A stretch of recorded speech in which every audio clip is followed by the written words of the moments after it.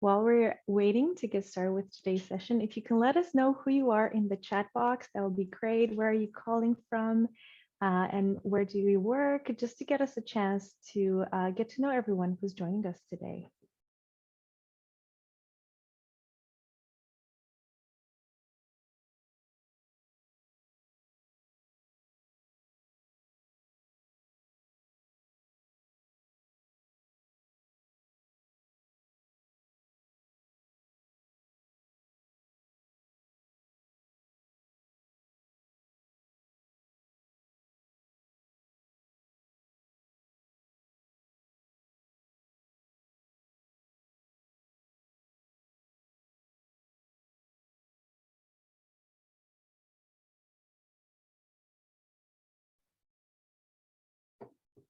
All right, just in the interest of time, I think we should get started. Make sure everybody has a chance to log in. So welcome to today's session on reimagining mental health systems. My name is Andra Ragushila, and I'm a knowledge broker with Step Care Solution. And it is my pleasure to welcome you to today's session. We will have a 25-minute presentation by Dr. Peter Cornish, followed by a 20-minute Q&A. First, let's quickly go through some housekeeping for our Zoom webinar. The audio settings are in the bottom left corner. You can change speakers, headsets, or phone line. You are not able to unmute. We will not be using that function today. If you would like to chat with one another, please do that through the chat function, or you can submit questions through the Q&A function. We will be monitoring that for technical questions and saving questions at the end for Dr. Peter Cornish. A cool function is you can upvote your favorite questions to be answered first. We will get through everything, however. Also, you have the option to use closed captioning that has been enabled. If you struggle with that, let us know in the chat or raise your hand. Welcome from Step Care Solution, our host for the day. We are a Canadian non-for-profit consultancy group aiming to promote mental wellness by transforming mental health, addictions, and substance use systems. Our vision is well-being everywhere, and our mission is to lead a global transformation of mental health care systems, where mental health is universally accepted as part of health and well-being, and everybody has open access to stigma-free, culturally appropriate resources that elevate their quality of life. We are dedicated to collaborating with organizations and communities and institutions to support them in transforming their systems to provide flexible, high quality, open access mental health and substance use services. At the national level, we have the Wellness Together portal, which provide access to e-mental health and counseling for Canadians. Provincially, we've worked with 5 provinces and territories, and we have also worked with the integrated youth hubs in providing a framework for provincial implementation. We also work with post-secondary institutions and over 50 organizations across North America to help improve mental health and addiction systems. For our session today, we are launching our Diplomatic Disruption webinar series. Through the series, we hope to spark discussion and provide opportunities to reimagine mental health and addiction services together. We also want to explore innovative strategies that disrupt our current way of thinking about mental health. For our first session, we will be exploring the why behind the need for reimagining mental health systems. Our objectives are to explore why do we need diplomatic disruption in the current system, understand how Step Care 2.0 can work as a model to reimagine a new system together, and also to give you a chance to connect with others who are working in and who are working to disrupt mental health systems. And now I would like to welcome Peter, who is our speaker for today. He is a thought-provoking leader who works in developing innovative mental health solutions and who has been instrumental in the implementation of step care models for mental health transformation across Canada. He's an honorary research professor at Memorial University and the director of counseling and psychological services at the University of Berkeley, California. Welcome, Peter. Thank you so much, Andra. It's a delight to be here. And I see some names in the participant list that are familiar to me, and some new ones. And I'm especially happy to see both. It really it takes a village. That's a tired old euphemism, but to make change. And so I'm glad we're here together, and we can go to the first slide. So diplomatic disruption, I love alliteration, and this term came to me a couple of years ago, and it's now become a way that we look at change. And what you'll see, these two comic strips, reminds us all, if you can read the fine print there, the change is a disruption.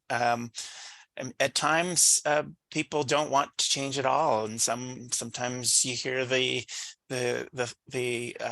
hear people say that nobody likes change, nobody likes disruption.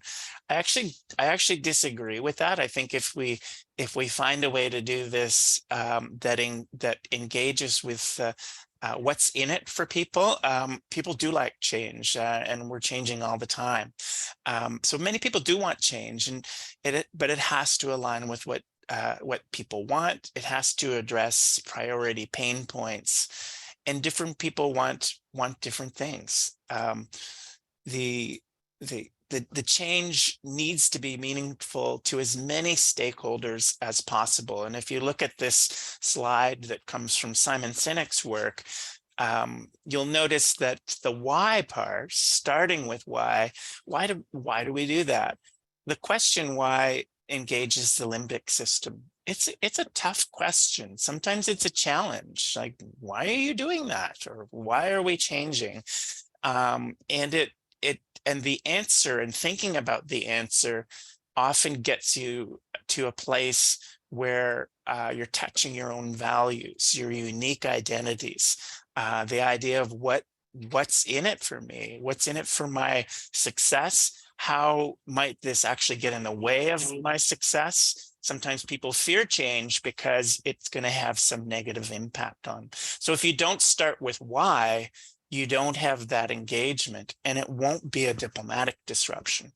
It'll just be a disruption. So getting connected with why first, leaving how till later, and even leaving what till later. I think some people have seen our model and thought that's a what? That's a way to offer service. But it's not really. It's more of a way to start transforming your services. And the what actually can't be predicted until you go through this engagement process where you tap into people's unique needs, pain points, successes.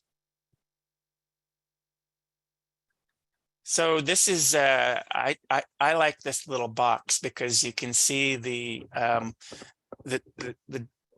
balance between traditional ideas, new ideas, innovative ideas. And it's not that traditional ideas aren't good. In fact, some of the wisdom of thousands of years has been carried by Indigenous peoples around the world that we want to preserve. And the old isn't necessarily bad. There are some amazing things that are worth preserving. And the reason they're still here, some of these healing practices, is because they're valid.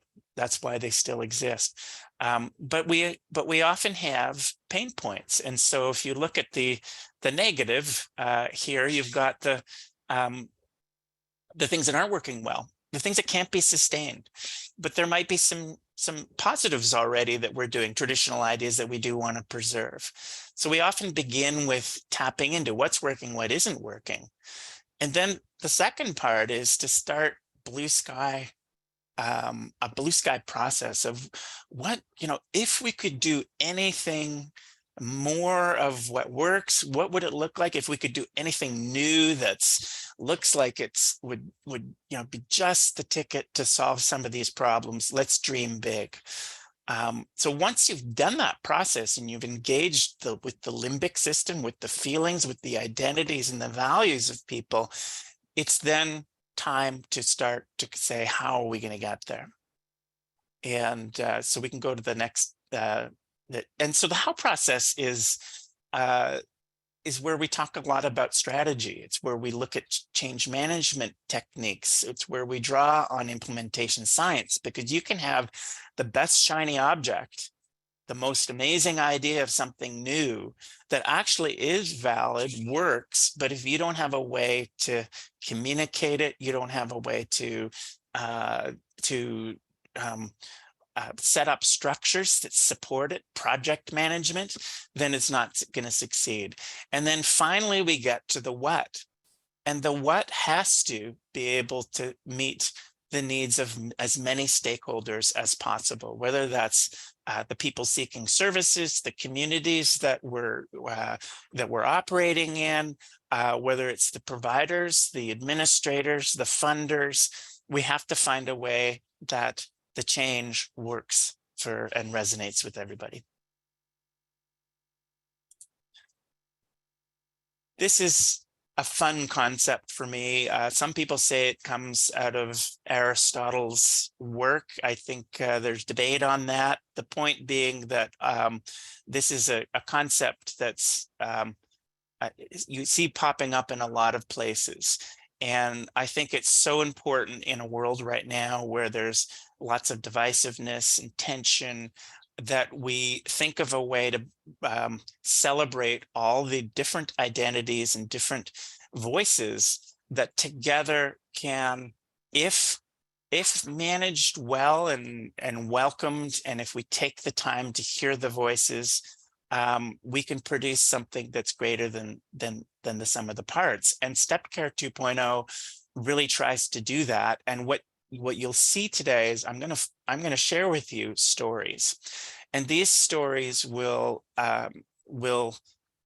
point of these stories is that Step Care 2.0 isn't my idea. It isn't the idea of this not-for-profit group, Step Care Solutions. It's come out of many different voices in many communities. And the communities you're going to hear from are all in Newfoundland, where I spent much of my career. And these stories show different, very unique experiences. And why they're important is because when I saw these things happening in the community, I took an approach of how can these things all be brought together to produce something that's greater than the sum of the parts. So there were some neat ideas. There were some there were some tragedies that led to some innovation, and there were unique experiences and unique solutions. And I thought there must be a way to organize these different solutions together into something that is more of a system that works for everybody. So the first story comes out of a region in Newfoundland called the Burin Peninsula. And for those of you who have joined us from different parts of the world or North America, Newfoundland is on the far east coast of Canada. It's partly an island, partly mainland. And this story comes from a place called the Burin Peninsula. There was a rash of suicides in this area that's maybe about 10, 12,000 people spread out of quite a wide region. And there were double-digit suicides in the space of just over a year. And so that was quite alarming to everybody. And authorities went into risk detection mode. And that isn't actually what the community wanted. This was a community that was strong, grieving, of course, but very quickly said, don't tell us what we need. The community said no to this sort of risk detection approach, and they were much more focused on, hey, what could have been different? What could we have done differently? How might this have been prevented? And the solution that came out of this from the community was care for everybody. Their husbands probably wouldn't have responded when it got to crisis stage to anybody telling them that they need care as much as they would as if there was a safe place to go and just have a conversation that didn't feel so much like counseling or psychotherapy, and you didn't have to be mentally ill to get support. And so what this community liked in terms of some innovations that were happening in the province is same-day access to drop-in care, which we now refer to as one-at-a-time care. Used to be called single session. There's more than 60 clinics across the province where you can get same-day access, and it doesn't matter how complex your needs are or acute or how severe. And these two sisters said that would have worked a lot better for their husbands. So let's take a look at just the last few minutes of a video that CBC News produced.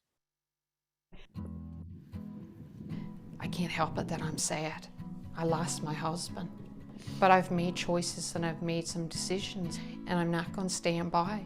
And even in their deaths, I said to let it go to waste. I said I've become involved in a committee, and it's been a new group. I said it's mental health, addictions, and wellness. It involves our health care.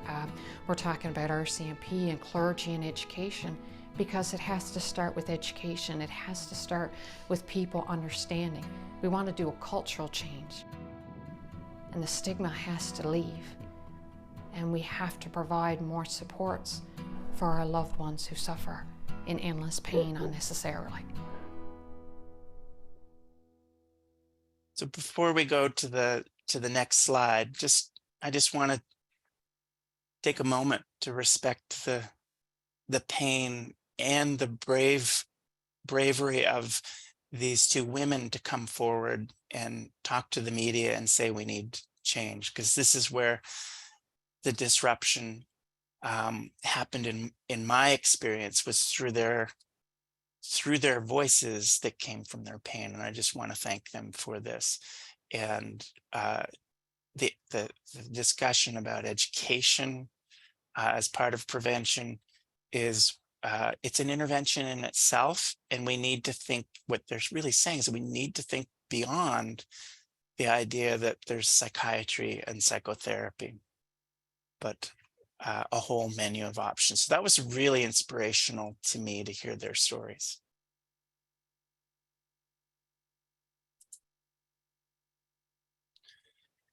Another story is Ian's story. And this one, although these weren't his words, why wait for a crisis? It was something that I observed as director of the counseling center at Memorial University for many years. We had good coverage for crises. People could come in anytime if they were in acute distress. But the voices that we just heard said, well, maybe we need more than that. In fact, if we looked at the way we were using our resources, we would have 1 or 2 staff available for 6 or 7 hours a day, and crises were thankfully infrequent. So there was 6 or 7 hours of the day when they weren't doing direct service. That's not to say they weren't doing other useful things. They were doing professional development, or they were preparing for outreach activities, perhaps reading up on the latest treatment techniques. But I thought there might be something we could do different in that time. And so while you're waiting for a crisis, why not open your doors to anybody that wants to come in and have a one-at-a-time session? And so that really became the impetus for us to open our doors for open access. And as you'll see from this clip from Ian, this was a broadcast from the CBC Canadian National Broadcasting flagship TV news show, The National.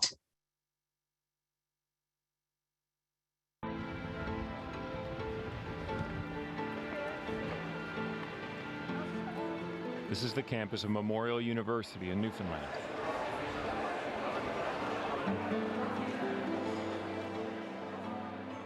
Ian Farewell is doing a degree in mechanical engineering. And he's battled depression and anxiety all the way through. But the thing is, Ian's experience with mental health care at Memorial has been really good. When I started taking on more responsibilities as an adult, that's when everything fell apart very quickly. I was irritable. I was very hostile towards people telling me what was wrong with myself I was like, no, it's not the case, or maybe that is the case, but I don't want to talk about it right now. Ian almost never left his basement apartment. He cut himself off from the outside world. But when his girlfriend finally made him get help, Ian didn't have to wait. Because when you see someone for your mental health at Memorial, it's like going to see your family doctor. When you want to see your family doctor, you don't have to wait a long time. When you go to see your family doctor, you get a solution right away. It might not be the right solution. Your family doctor will say, if you're not feeling better in 5 days, come back and see me. We do the same thing. So this young woman, I saw her yesterday for the first time, and she presented in the walk-in. Peter Cornish heads this group of counselors at Memorial. They're discussing a student who came to the clinic. We start with a simple solution. When people come in on that first visit, we are quite open with them. This may not work, try it out. And if it doesn't work, come back and see me. If we start to get puzzled after they come back and see us, and we're thinking, oh, this might be deeper, then we start doing a more thorough assessment. Versus the old model was you do all the assessment up front. You actually give people no help until you've figured out everything about them. Vivian? And so people may have very simple problems that don't require specialists. They're not mentally ill. And so we make everybody line up, people that are mentally ill and people that aren't mentally ill, to see the specialist, which makes no sense. Inform students when we're ready to see them. For Peter, making people wait isn't just wrong, it's unethical. Okay. The problem with current services is that professionals don't worry about the people who are waiting. In fact, some of my colleagues say that we only have an ethical responsibility to the people that we're able to see. And what we're able to say is, no, we have an ethical responsibility to all the people that we're not able to see as well. So some critics of our model say, well, you get people in quickly, you don't do a thorough assessment as we've been trained to do. Isn't that ethically problematic? Isn't there a risk with that? And I say, what's the risk of making people line up for a year? Which is better? So there was a student. The interest in Peter's approach has been astounding. 36 colleges and universities across the country have been in touch with him. And even the province of Newfoundland is running a pilot project. And the model worked for Ian. Remember, this is a guy who rarely left his apartment. I come up here really to just get out of the house is the ultimate goal.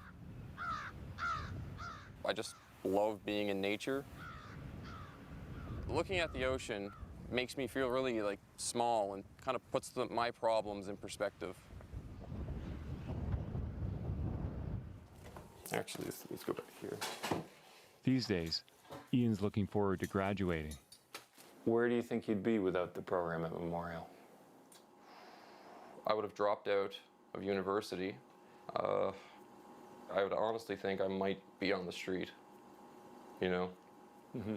I'm so happy I went to the counselor. I wish I had gone sooner, essentially, because I'm a different person now than I was in 2013, and I like that.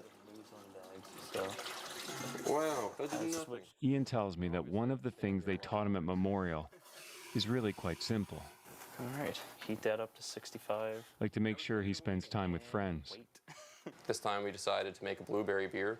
So we went and picked 3 pounds of blueberries. The social experience of that is almost the reason why I want to do it most of the times. Sometimes I lock myself in my room for too long and I need to get out. So I brew beer with Mike.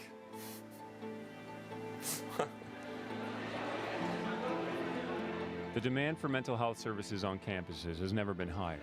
But it's not because this generation has more mental health issues. It's that awareness campaigns have encouraged people to talk. Now we need to listen. Nick Purden, CBC News, St. John's.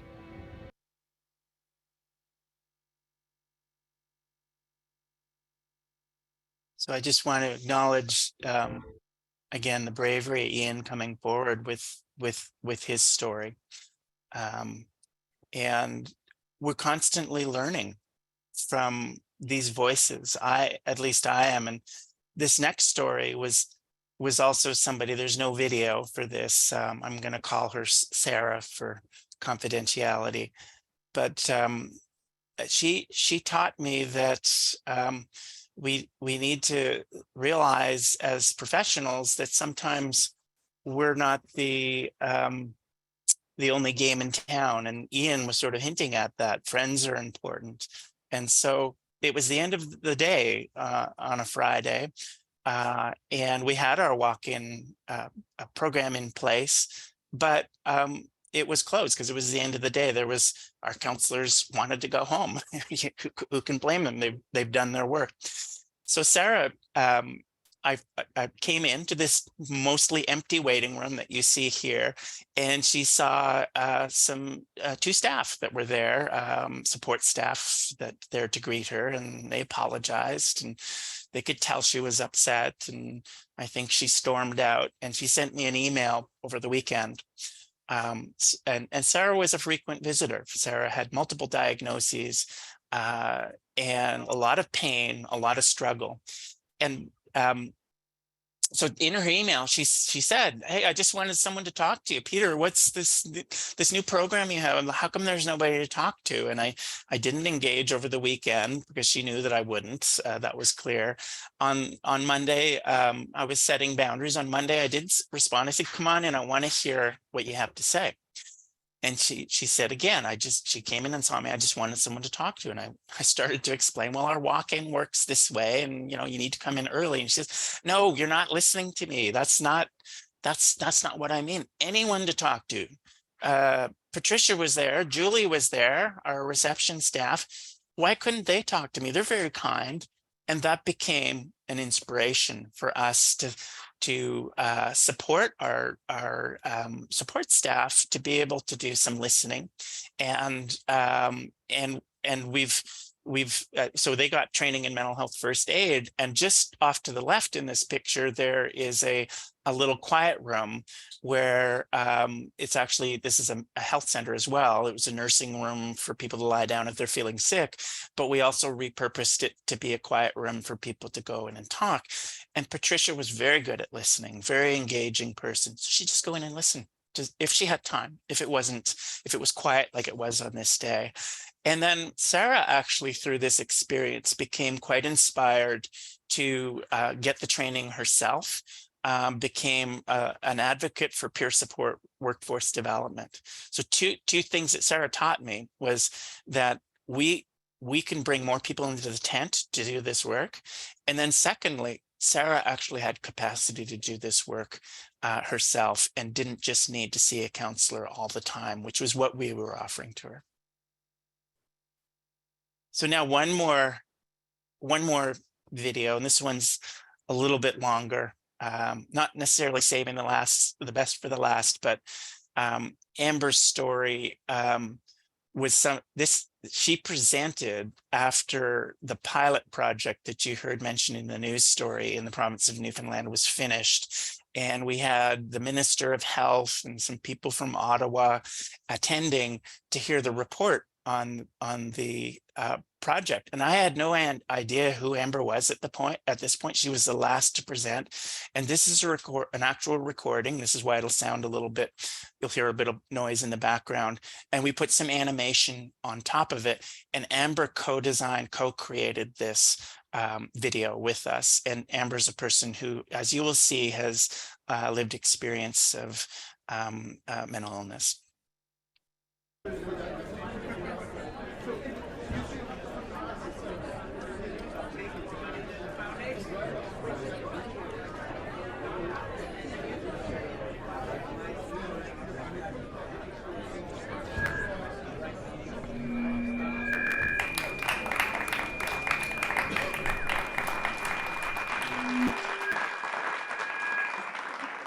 This is actually the first time I'm going to be sharing my story in public, so I'm a bit nervous, so bear with me. I am 23 years old.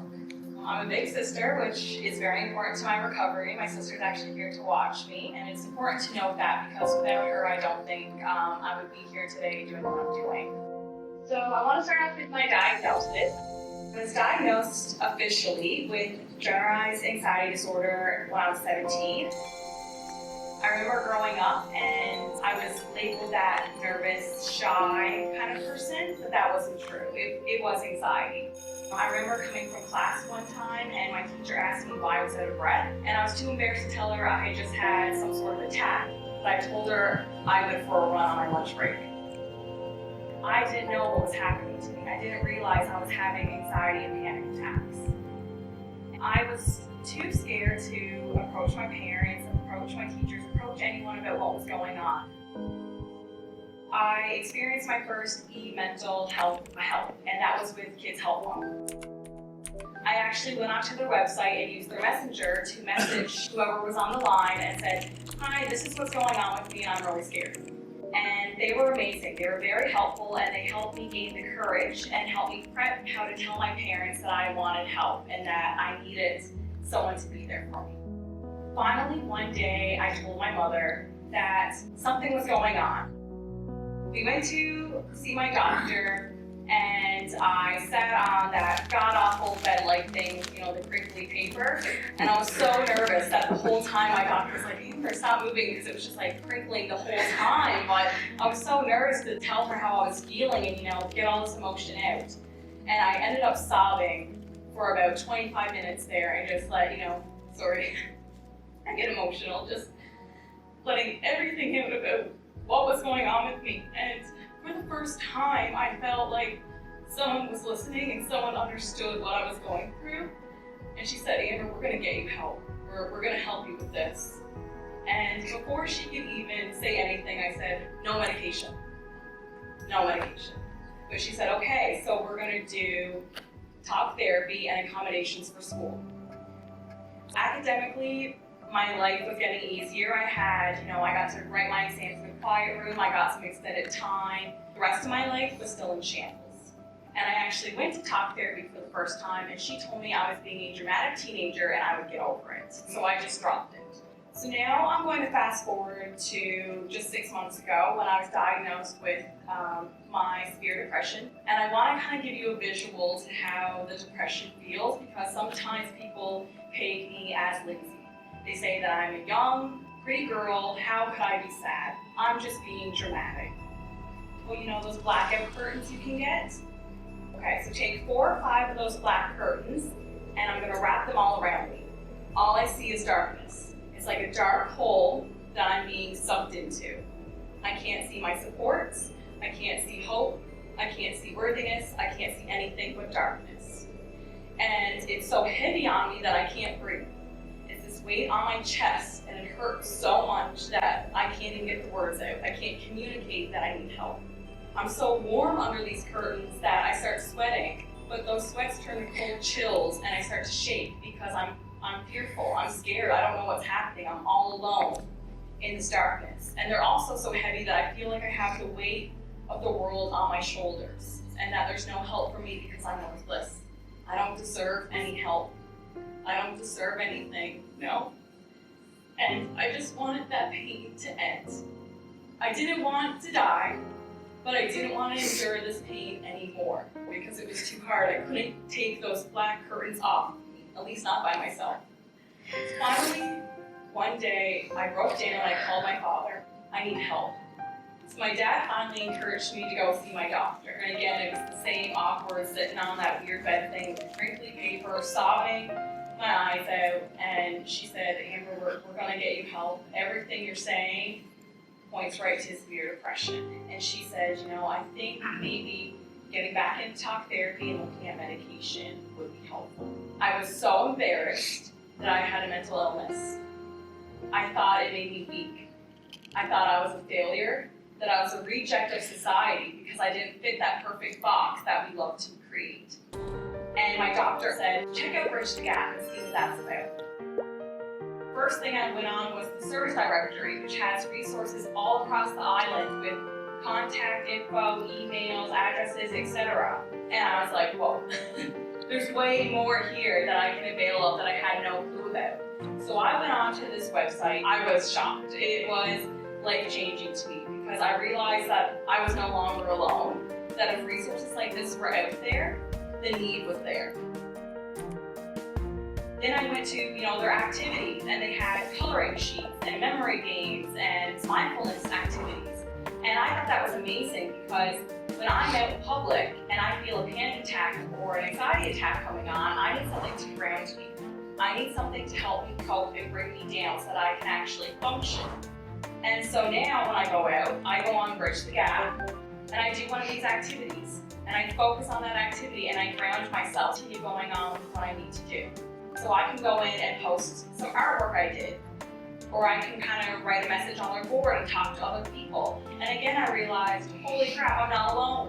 So many people are living with a mental illness or an addiction issue, and it's not just me. So that has been wonderful. That has been the biggest thing throughout my recovery, is learning these tips and these coping mechanisms for me to be able to move on with my illnesses. It's teaching me so much about my anxiety that now I'm starting to cope with it. I'm starting to control it. I'm accepting the thoughts, the feelings, instead of fighting them and becoming exhausted because of that. And I can share this with other people that are struggling like I was. I was Amber that had depression, that had anxiety, and it was just one part of my identity. It wasn't who I was completely. And it's okay, because it's okay not to be okay.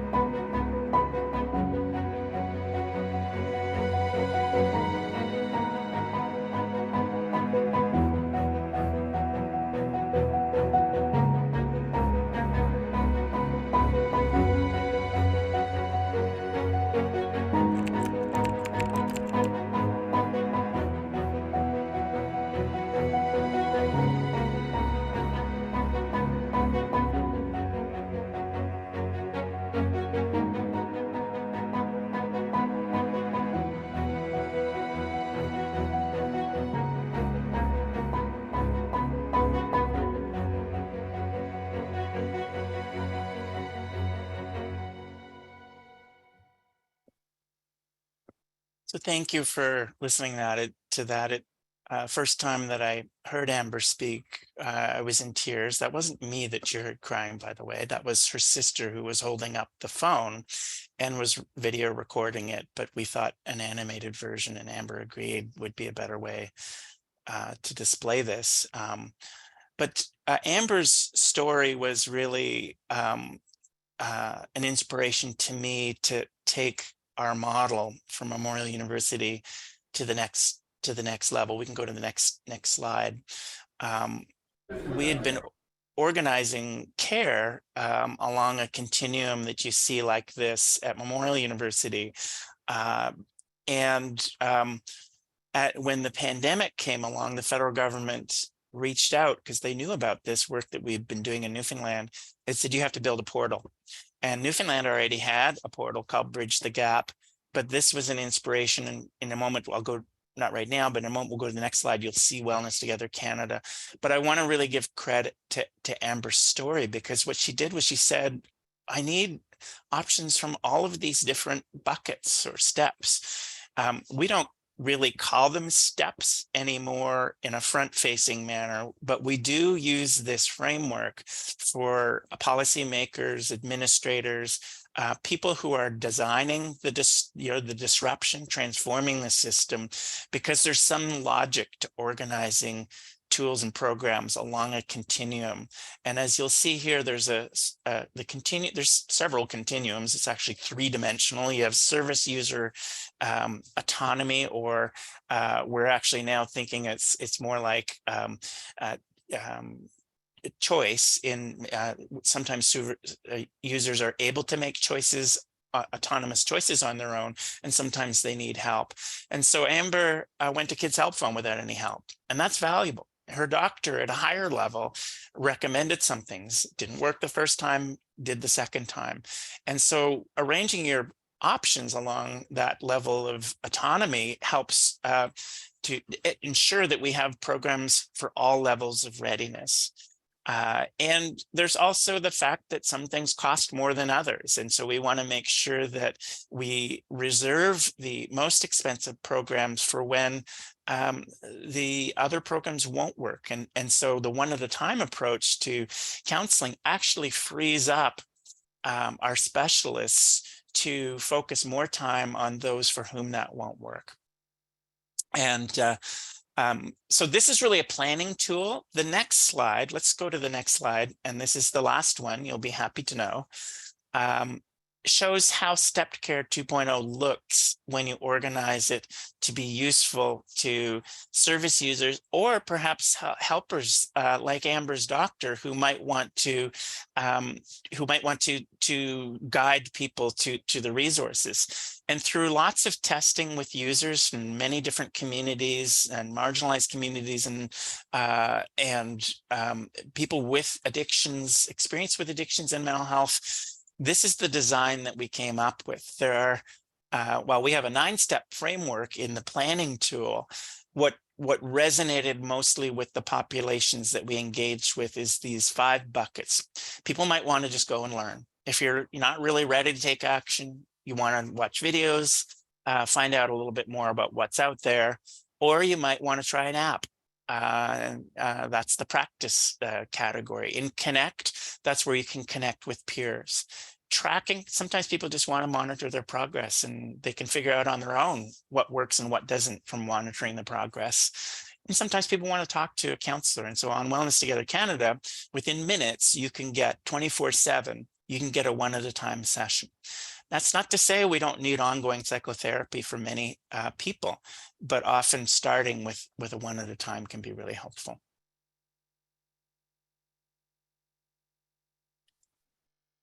Okay, so wrapping up, I think what I'd like to just focus on is the title, disruption and diplomacy. The last slide that you saw with Wellness Together Canada involved a partnership between 3 big organizations in Canada and 2 big organizations and one little one, Stepped Care Solutions, which is grown now through some of this work that we've done with the federal government. And these organizations had 3 distinct missions, and we have many different vendors that we've contracted with on the portal because one size fits one.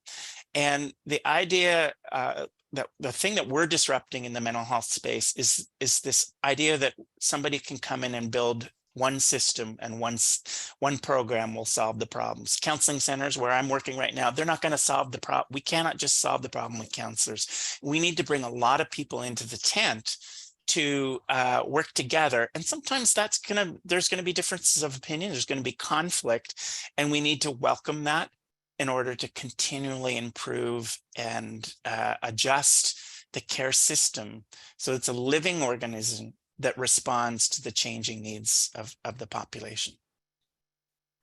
And so now I'll turn it back to Andra. Are you going to check in with people on their why? Yes. Why is important here? Why are you here? Why? Yes. What are you needing?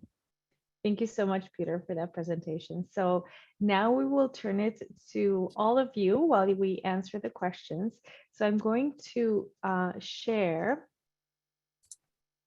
a word cloud activity. And if you log in to this if you log into this website, polev.com/AlexiaJawich411, I will also put it in the chat for you. You can go in and you can share what is your why between wanting to create change in the mental health and addictions landscape. And if you would like to submit a multiple word answer, you can do that by putting hyphen between the words. Otherwise, it's going to consider each word as separate in the word cloud. And while we're waiting for those answers to pop in, Peter, maybe we can start going through some of the questions we have submitted. And again, I would like to encourage everybody to submit questions in the Q&A and also to upvote their favorite questions. The first one is Oh, from Susan Powers. Sorry, Andra, Yes. before you go, people can also put, if you don't want to do the texting thing, or if you don't want to open up a new browser, you can put your words into the chat. And I think Alexa will pop those in to the word cloud. Sorry, go ahead, Andra. Thank you so much for that reminder, Peter. Yes, if you want to just put it in the chat, we'll move it over for you. So the first question is from Susan Powers.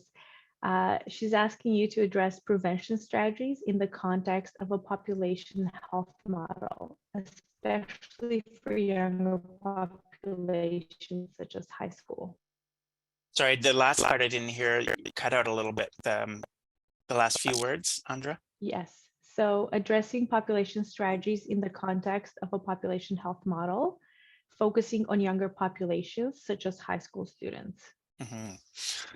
So I think having a broad menu of options is key. And when we think about what's top of mind and a pain point or a barrier to care, it's often around stigma and privacy. And so being able to have mental health in a space where young people are living and digital natives live in the digital world. And so having lots of options arranged, easily accessible online are key. Young people are going and doing mental health everywhere. They're doing it on TikTok, they're doing it on Instagram, and all kinds of things that somebody who's just going to turn 60 in a few weeks would know nothing about. And so we need to be there too with our programming that's designed and informed by youth. So a population level program for youth has to have youth at the design table.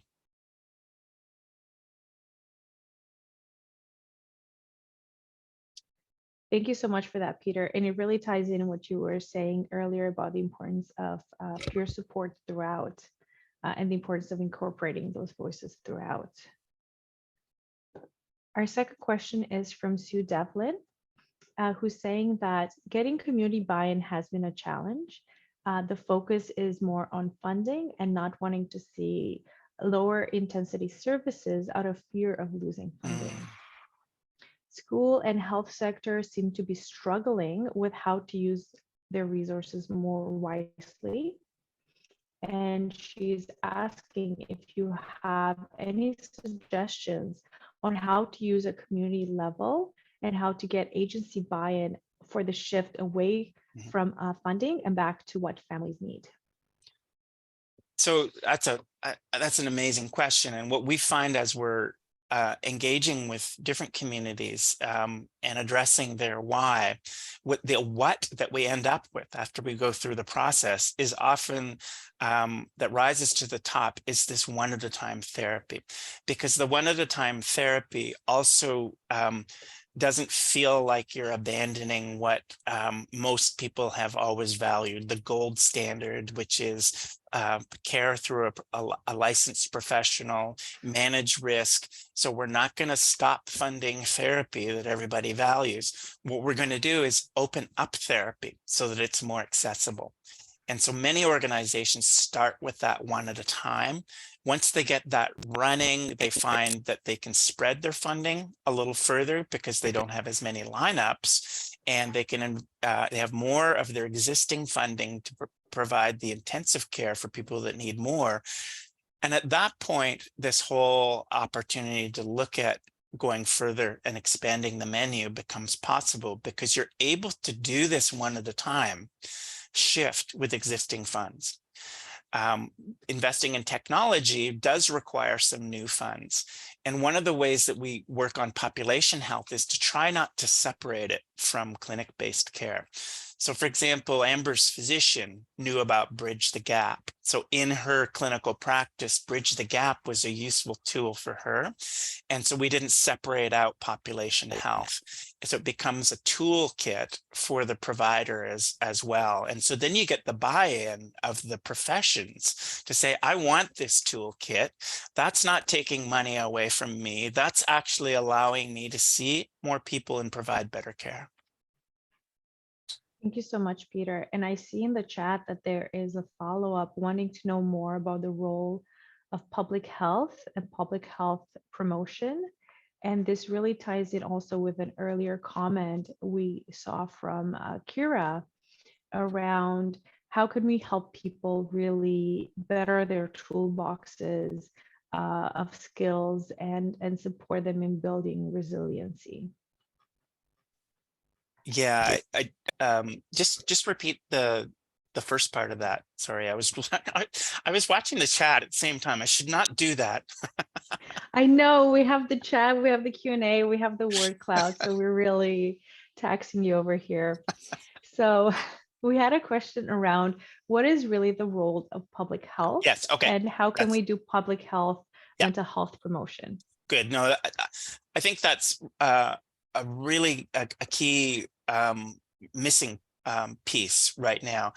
Wellness Together Canada has had over 3 million unique visitors, and that's without really any promotion at all. In fact, there was no funding provided for promotion.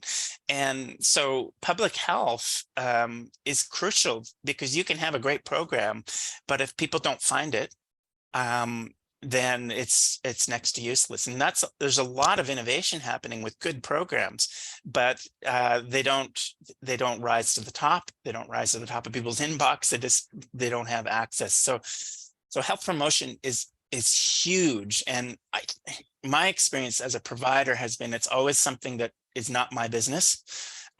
Someone else will do it. And then it always is the last thing you fund. And that's why we say, don't separate health promotion, don't separate prevention from clinical care. It's part of the tent that we all have to be operating in as clinicians, as policymakers, as citizens in our communities. We all need to be at the same table. Thank you so much for that, Peter. And I see we have 3 questions left. And we are very quickly running out of time. So we're going to do those as speed questions, and we can always send more resources afterwards. For individuals who experience a high level of self-stigma, how do you go about encouraging them to access those one-at-a-time services? I guess the first question I would put back is maybe they don't need to. And I think of Amber. Amber, now you could argue Kids Help Phone was a one-at-a-time service, but what do we put in, instead of encouraging people to go where we think they should go? Could we look at a menu of options, spread that out in front of them and say, what are you ready to do right now? Now, risk, of course, is a concern. If we think that leaving people on their own puts them in danger, that is when we move up the step care scale, and sometimes we have to make decisions as professionals to take autonomy away, and for people's own safety, make sure that they're in care even involuntarily. That's obviously a last resort. But in most cases, if someone's not ready for something that we think would be good for them, let's give it up for a moment and see what else they might be ready for. Thank you. And this ties in with the question from Margot about clients who might not need therapy from a clinical perspective, but may want it or prefer it over other services that have no waiting list. Do you have any recommendations on those cases? Yeah, I think I just reflect on my own practice. And one of the things that honestly I used to decide whether to see people was whether it felt like there was something productive happening between the two of us. The therapeutic relationship is what often predicts good outcomes. And I can't relate to everybody. Not everybody's going to like me. And sometimes after we implemented the one at a time model, what it meant was there is room for me to do a bit of longer term work. If somebody wants to do longer term work, I don't necessarily just go to do they really need it? I go to, hey, is this working right now? Is this going to be productive? Am I going to be able to engage with that person? So I think there is room to provide that within the system if it feels like the match is good. If the match isn't good, I feel like I'm obligated to say, try something else, try somebody else. So it's not always based on, oh my God, this person has severe symptoms, I must see them regularly. In fact, I find that ongoing therapy doesn't work for people who are in crisis. Multiple touch points, quick connections work better, case management. So I don't know if I answered that question fully, but I accept to say, I think there's room in publicly funded care systems if we organize our resources in a more flexible manner to allow for that, rather than leaving it for just the wealthy who can pay for ongoing psychotherapy. Thank you for that, Peter. And for our last short question today, is there a francophone development for step care solutions? There is. We do have staff who are francophone, and we now have a one at a time expert trainer who's francophone. So we do have the capacity. We've done work across the province of New Brunswick, which is Canada's only bilingual province, where they've fully implemented one at a time across the publicly funded system, and now they're moving into the broader step care continuum implementation. Fantastic. Thank you so much for that.